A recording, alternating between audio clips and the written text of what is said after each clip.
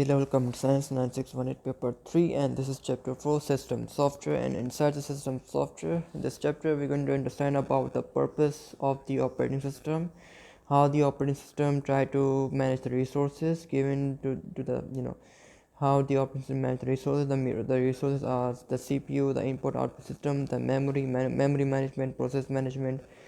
We're going to understand about how the user hide the interface. We need to accept the idea that the user interface hide the complexity, and hiding the complexity of the hardware from the user, it's done by the OS itself.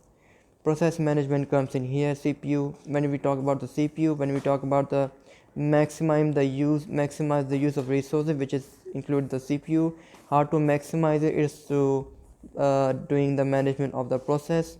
And process means the program which is to be executed. Okay, there are so many state: running state, ready state, or waiting state. We will discuss this. So process management include multitasking, scheduling, routine, that which process should be given the most high priorities, and which process should be executed first. So that's what scheduling is all about. Then we talk about the kernel. Kernel is a core part of the operating system that handle interrupts and manage low-level scheduling. Low-level scheduling comes in process management. We will come to this later, but for now we'll understand about interrupt handler. We will go step by step. So we will discuss about the purpose of the operating system, and in the end we will going to understand about the virtual we'll talk about the translation. We'll go through this memory management, and I'm talking about translation software. Okay, we'll come to that later. So let's start.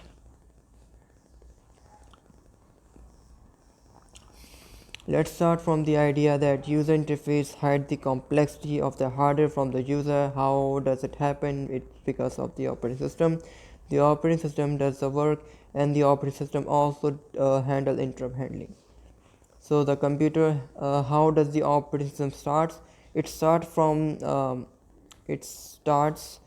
from a bootstrap program. The computer is stored in a ROM. Okay, the operating system is stored in a ROM, a basic input output system, BIOS, which start a bootstrap program, load the OS into the memory and set running. So the OS support multi-programming. There are two types of mode when you split: user mode and kernel mode. User mode is when the user something which is available for the user, hiding the complexity of the hardware for the user. GUI interface, device driver are used for input output management. User and application do not see the hardware directly, but view it through the OS. Okay, so user mode is where it is user friendly mode. Okay, kernel mode is a core part, the sole access part of the memory and certain system function that user mode cannot access. It is a core part of an OS. It handles process management, memory management, interrupt handling, device management, and input output operations. It performs the utilities like antivirus software, so many little software, okay, backup software, etc. The utilities are run on the background. It handle interrupt handling. There are three types of handling: device interrupt exception, which comes from the software; trap software interrupt also comes from the softwares. When an interrupt is received, kernel will console the IDD. IDD is an interrupt dispatch table, and it's from the device. It links the device description with the appropriate interrupt routines. Like one device having this set of interrupt routines can have this set of interrupt routines. It helps us to determine the correct response to these interrupts, okay, and exceptions. The interrupt will be prioritized using the IPL interrupt priority level, which means each and every interrupt are being prioritized at which interrupt should be serviced first. Okay, the higher the priority, the better. The more faster that interrupt will be handled. The kernel will save the state of the interrupt process on the kernel stack. It will save the state of the interrupt process on the kernel stack, and the process state. The process means a program which is to be executed. The process state will be restored once the interrupting task is serviced. That's how interrupting handling works. Okay, it consults the entity. Interrupt will be prioritized using IPL, and it will save the state of the interrupt process on the kernel stack. Okay, and once the interrupting task is reached service, it will save on the kernel stack, and the process tab will be stored once the interrupting task is service. So that's interrupt handling. That's OS for you. Now we'll come to the management of resources. We will start at input output system and CPU. Okay, so we got the resources which are input output system. Let's start from here. The input output system contains a driver. For every device types, a device driver program is included in the OS. Driver is a utility program that provides an interface between a CPU and a device. Each and every device, a mouse, a printer, anything will contain a driver. Okay, that will help to that provide the interface between a CPU and a device. It also contains a DMA, a method which is DMA known as direct memory access controller. It helps it makes it possible to have direct data transfer between the memory and output devices using DMA without the need of a CPU. Okay, possible to have direct data transfer between memory and output device using DMA. Allow access to main memory independent of CPU, and allow CPU to do other tasks. It frees the CPU to do other tasks while the DMA will be used to make direct data transfer between memory and input output devices. Free up the CPU to allow it to carry other tasks while the slower input output operation are taking place. Okay, now input output system is done. We come to the CPU. When we talk about the management of a CPU, we are talking about the management of the process, and process means a program that is to be executed. Programs that are available to be run on a computer system are initially stored on a disk. So first of all, they are stored on a disk. A programs in memory that has okay. There's another definition of a process. It means one thing that a program which is to be executed, and another thing is a program in memory that has an associated PCB. Every process will contain a PCB. And what is a PCB? A PCB is it help us to execute the process, help us to run the process. It contains a complete data structure containing all data relevant to the running of a process. That's why PCB is really important when you try to execute the process, when you are running the process.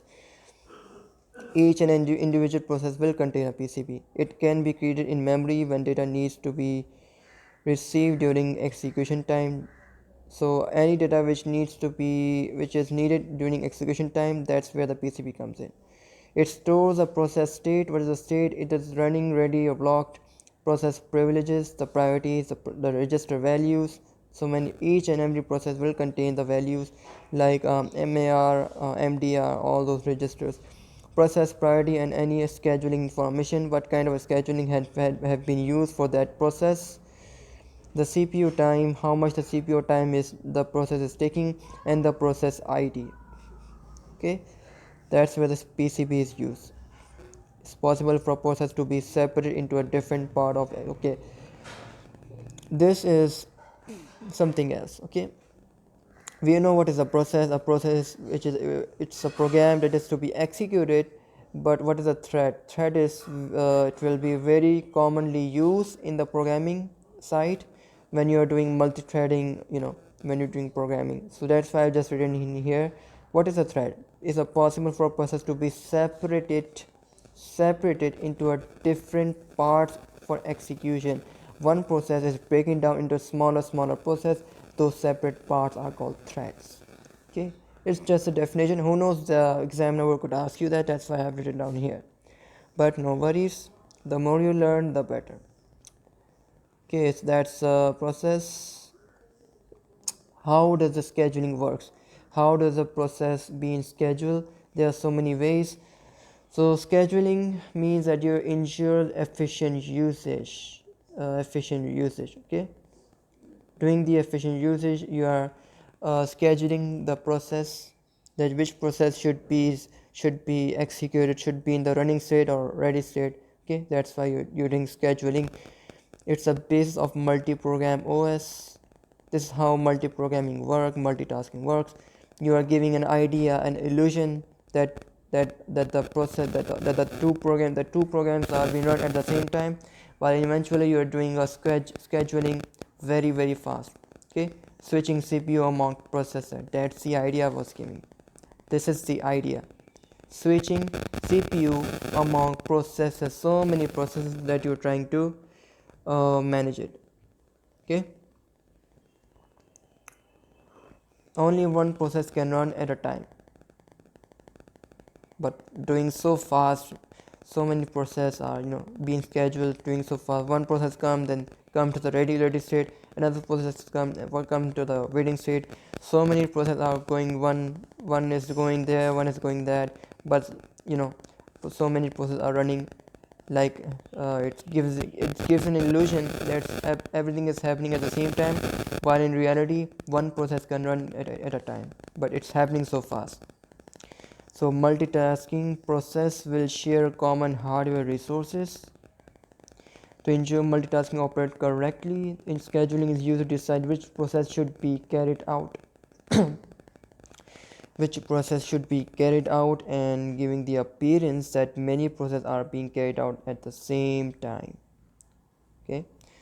Monitoring the state of each process, whether it is in a running state or a ready state or a waiting state. So many states, there are three states actually: running, ready, or block state, or you can say a waiting state. Okay, priority levels. How does the priority levels are made? Okay, we will come to that later. For now, let's start from here. There are three types of scheduler. Long-term scheduler is it controls the selection of a program, of a process, of a program. Okay, of a program stored on a disk to be moved into main memory. Okay, that's a work of a long-term process. That's step number 1. Then comes step number 2, which is the medium term. Care of the memory from getting overcrowded by bringing the program back to the disk. So there is a disk and there's a memory. Okay, putting the disk into the memory is a work of long-term scheduler, and medium-term scheduler is when you take care of the memory from getting overcrowded by bringing the program back to the disk. That's a work of the medium-term scheduler.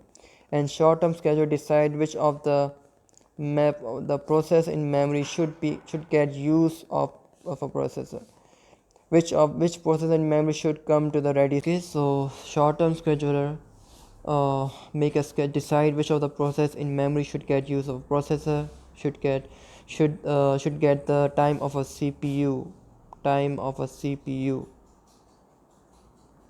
Okay, which means you got the disk, you got the main memory, and you got the CPU. Coming from disk to main memory is the work of long-term scheduler. Going from main memory to the disk is a work of a medium-term scheduler, and going from main memory to the CPU, giving the time of a CPU for the process to be running, is the work of a short-term scheduler. Okay, so you can say that this is the ready state,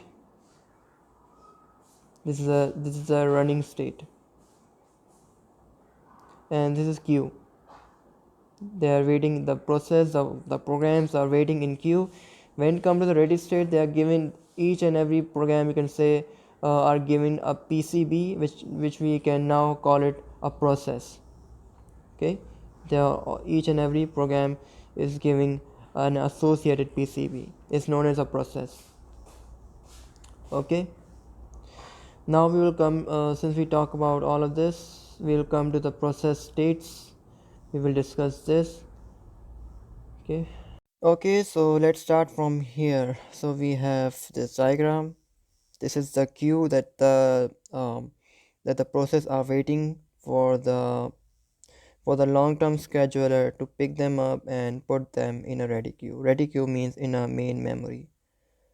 Okay, so long term so the process are waiting for the long term scheduler. If we discuss about long term scheduler, that they try to they make a selection and take out the program into the main memory, and after taking those program into the main memory, that program becomes a process having attached with PCB. Okay, so that's work of long term scheduler. The selection of a program stored on disk to be moved into main memory control the selection based on their priorities. So, according to their priority, that which one of them is the most important thing. Okay. So after coming to the new to ready into the main memory, now it's a job for the short-term scheduler to put to that to make a selection that which one of these process should come into the should become into the running state. These are all state: ready state, running state, or you can say block state. Okay, running state means that you are giving the time, each that process will be given some time of a CPU to be run. Okay, process given access to CPU some time so that they could be run. And yeah, so from here new process arrive in main memory with the help of long-term scheduler, and in here the short-term scheduler do the work. It puts the make a selection according and put here. So how do these process come in here?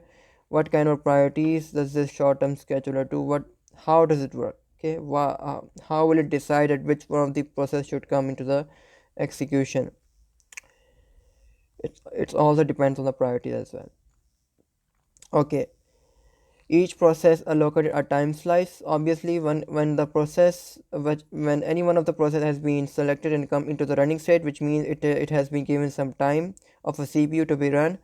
So each process allocated a time slice. When time slice completed, process can no longer use processor and goes back to the ready state. Okay, so there are two things. Number one thing is the burst time. Burst time is the number one is burst time. Number two is slice time. Burst time is the time required by the processor to complete its execution.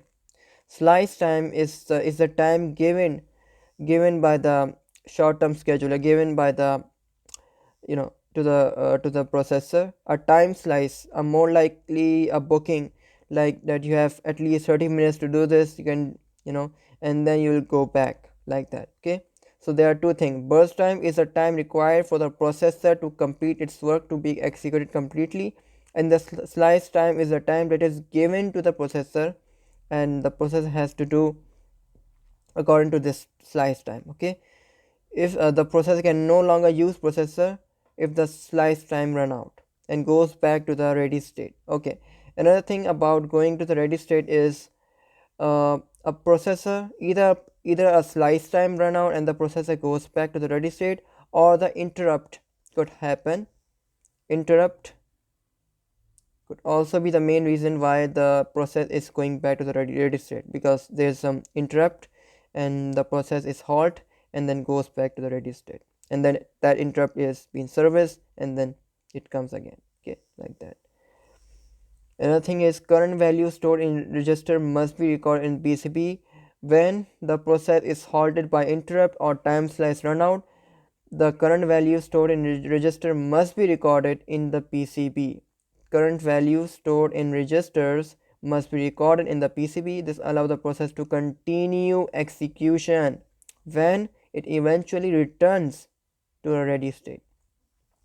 Okay. Interrupt causes the OS to change a CPU from its current task and to run a kernel routine.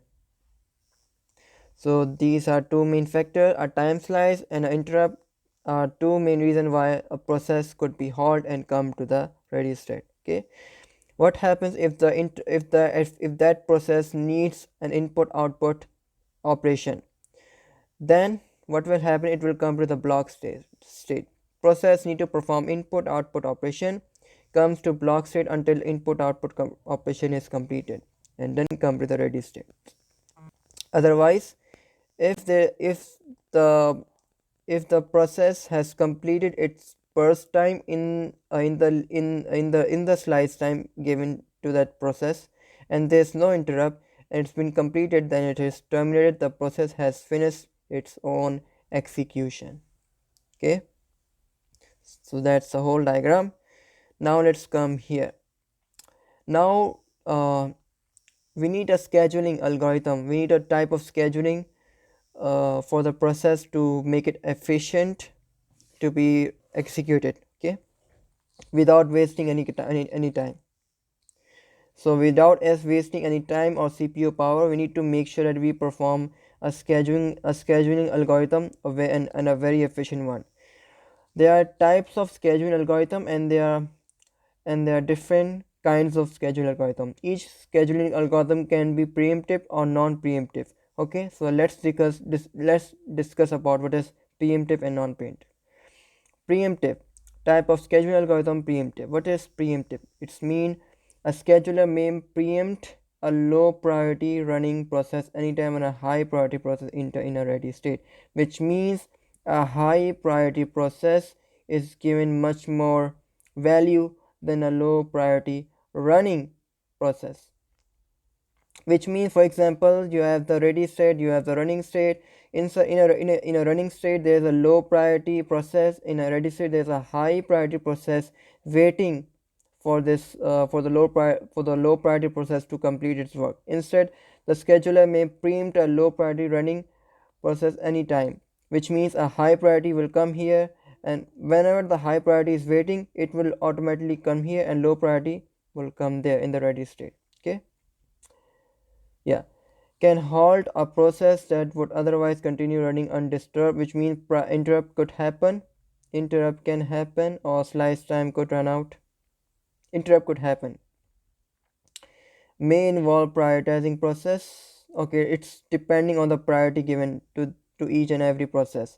Each and every process has given a priority, low and high. Okay, if there's low priority running and high priority comes into the ready state, then it will push this low priority back into the ready state, and the high priority will come to the running state. Okay, it involves prioritizing process, and there could be a chance of interrupt as well. It can halt a process that would otherwise continue running undisturbed. Preempted after each time quantum. Fixed time slice allocated to a process. Each process has given a fixed time slice. Can be interrupted while it is running. It can be interrupted. It will be interrupted. It can be interrupted for any reason. Okay, and it depends on the priorities. And preempted after each time quantum. Fixed time slice allocated to a process. Yeah. Each process has been given a time slice. If that time slice run out, then it will come back. That's what it means, preemptive. Okay, so this is preemptive. Non-preemptive is FIFO-Q. It's having a structure of like a queue, first come first serve, first in first out. Preempted after a fixed time interval. Okay, once the resources are allocated to a process, it retains them until it has completed its burst time or switched to a waiting state. Okay, so in here we have in the non-preemptive, if the process is running, then it cannot be disturbed. Okay, no interrupt can disturb that process until, and I mean no process can come to the process cannot be disturbed from interrupt, and no high priority queue. I mean there's no concept of priority. Okay, there's more like a FIFO queue, first in first out. Until that, once the resources are allocated to the process, it retains them until it has completed its burst time. Okay, until the process has completed its burst time, it cannot be removed, it cannot be disturbed. Okay, or it can switch to the waiting state if it needs an input output device operation. It cannot be interrupted while running. That's a main difference. Okay, it will complete its burst time at all costs, whatever happens, and or it has an own uh, decision to come to the waiting state because it needs an input output operation. That's the difference between preemptive and non-preemptive. Okay, now we have scheduling algorithms. There are four types of scheduling algorithm, four kinds of round robin algorithm. We got first come first serve scheduling, more like a FIFO principle. It is non-preemptive. Okay, we got shortest job first scheduling, and we got shortest remaining time first scheduling. Let's start from here. It's very uh, famous, I think, this round robin algorithm allocates a time slice to each process and is therefore it's allocate a time slice. Okay, so that's a scheduling algorithm. We were talking about this, allocate a time slice. That's what it means. So round robin algorithm was being put when we talk about giving allocate a time slice to each process and is therefore preemptive.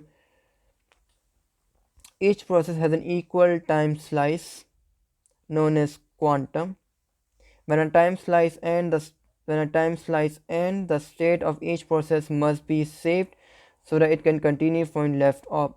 The state of each process must be saved, which means the stored register must be recorded in the PCB of that process so that it can continue from where it left off, and the content of the CPU register are saved to the PCB like we discussed. Context switching is used to save the state of the preemptive process. Context switching is you try to save the current status of that process. Okay, so it basically means that the when the CPU is switching from one process to another process, then those tasks could not be conflicted to one another. Okay, so you are saving the state of the preempted processes just to make sure that the process are not conflicting to one another. Okay, so that's context switching. So this is round robin algorithm. Now let's come to the first come first serve scheduling, more like a FIFO principle queue, and it is non-preemptive.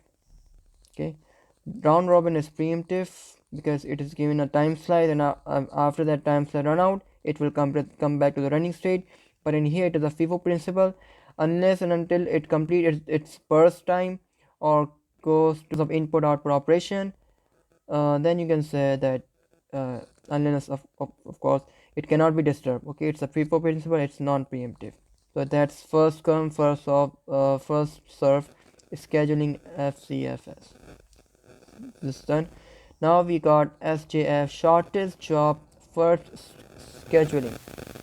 It's the best approach to minimize the process waiting times. Minimizing the process waiting time, it is non-preemptive. The burst time of a process should be known in advance. The burst time of a process should be known in advance. The process requiring the least CPU time is executed first. For example, let's supposing that you are waiting at a counter, okay, and there are so many people waiting for it. If this person is taking 30 minutes and this person only need 5 minutes for the counter, then this person will be given the highest priority and this person will come first. That's what it means. Okay, so the process requiring the least CPU time is executed first. That's what it means. Now we got SRTF, shortest remaining time first scheduling. It is preemptive, which means it can be disturbed. The process are placed in the ready queue as they arrive.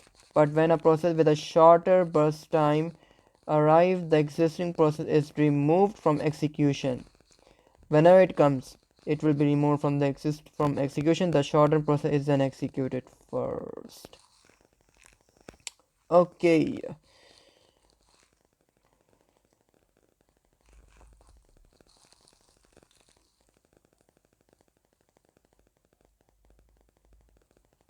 Difference between these two is this one is non-preemptive, this one is preemptive, and it is in a ready queue. It arrives in queue. One process is coming, it is executing. The other one is coming, the other one has a shorter burst time than the first one, like ready queue and running queue.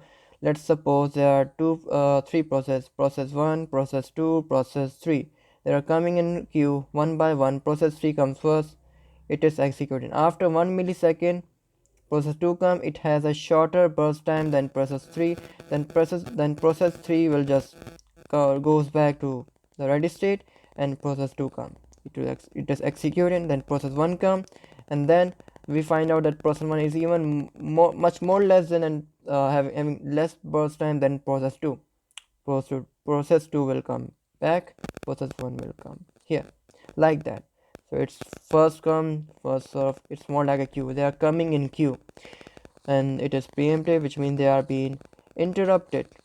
Okay, so yeah, but in non-preemptive, they cannot all these, when these process, they're not in queue form, and p1, let's say you have 4 process, and any one of them having the least burst time will come first, and it will be executed peacefully. Okay, the process requiring the least CPU time is executed first. It should be known in advance. The burst time of a process, of all of the process, should be known in advance, and then they can be the least one is executed first. Okay, so that's a difference. Yeah, so this was a scheduling algorithm. These are the 4 kinds of scheduling algorithm, and each algorithm having a type of preemptive or non-preemptive. This is how it all works, having different queue, job queue, ready queue, running queue, terminated or block queue, waiting queue. Okay, so this running status, ready status, running status, and block status. Discuss about each and everything, priority levels, how priority are made, how multitasking is done. There are 3 types of scheduler: long term, medium, short term, and the process state has been discussed. Scheduling, what is scheduling, we discussed about that, and we also discussed about PCP, and what is a process, what is the meaning of a process, we discussed about that as well. We discussed about the input output system, and we discussed about the CPU as well, and we discuss about the OS, the interrupt handling, kernel mode, user mode, and I think each and everything is done. So round robin is done, short term, just all of these are done. Ready, running, block state is also done, interrupt handling is done. So that was the complete part of CPU and input output. Now memory management is left. We will complete this in the next video, and we will complete translation software as well. Thank you so much for watching. I'll see you guys in the next video. Goodbye.